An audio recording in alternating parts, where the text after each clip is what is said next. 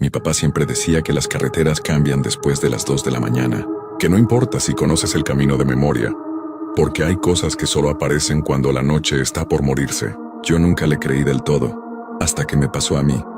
Cuando cumplí 20 años, mi jefe me consiguió trabajo en una obra enorme a las afueras de San Luis Potosí. Era una bodega industrial gigantesca, que llevaban meses levantando. Ahí trabajaba gente a todas horas. Albañiles, soldadores, yeseros, operadores de maquinaria. Turnos de día y de noche sin parar. Mi papá también había trabajado toda su vida en construcción, así que conocía perfectamente cómo se movía ese ambiente. Antes de empezar me dijo algo que se me quedó grabado. Si algún día te toca regresar de madrugada, maneja con cuidado en la carretera, sobre todo en el tramo viejo del kilómetro 117. Yo me reí. ¿Por los asaltantes o qué? Y él negó con la cabeza mientras tomaba café. No, por las mujeres que piden fuego, eso sí me sacó de onda. Pero tú sabes que yo ni fumo.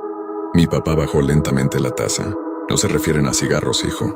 Lo hacen porque quieren revivir el momento en el que se murieron. Sentí raro escucharle eso. Mi papá nunca había sido alguien supersticioso. Era un hombre serio. Muy serio.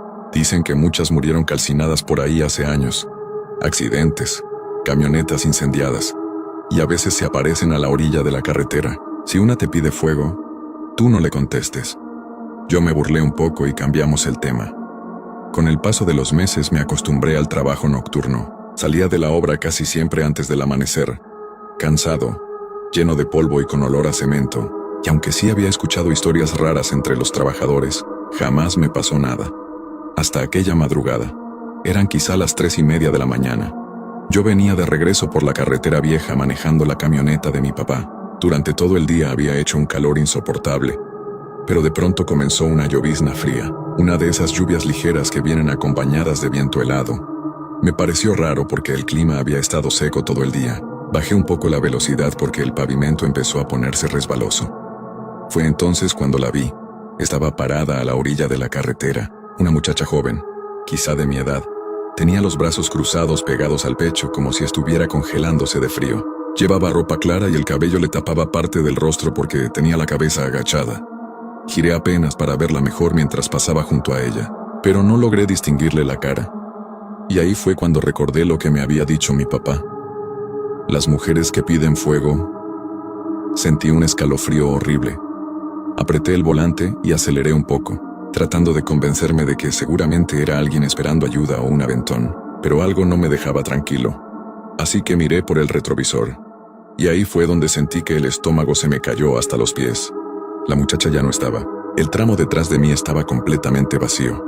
Ni siquiera había maleza suficientemente alta donde pudiera haberse escondido. Me quedé viendo por el espejo apenas un segundo más, tratando de entender qué había pasado. Y cuando regresé la vista al frente, ella estaba ahí, justo enfrente de la camioneta, a menos de 2 metros.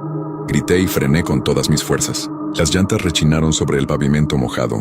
No había manera humana de que hubiera llegado hasta ahí, ni siquiera corriendo. Había recorrido una distancia imposible en apenas un parpadeo. La muchacha permaneció quieta unos segundos frente al cofre. Entonces empezó a caminar lentamente hacia mi ventana.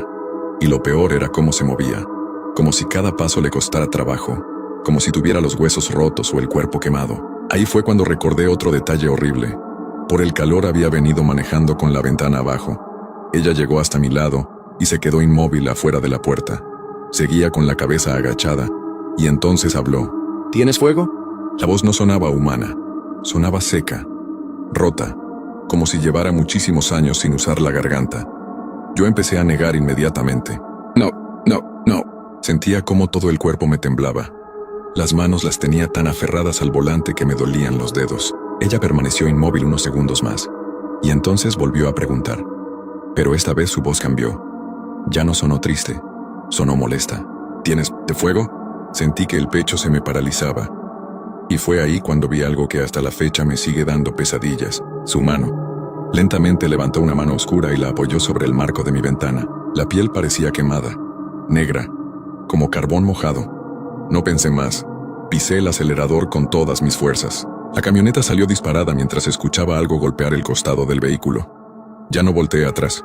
No me importó si había atropellado algo. Solo quería salir de ahí. Llegué directo a la casa. Apenas pude cerrar la puerta de mi cuarto antes de desplomarme sobre la cama.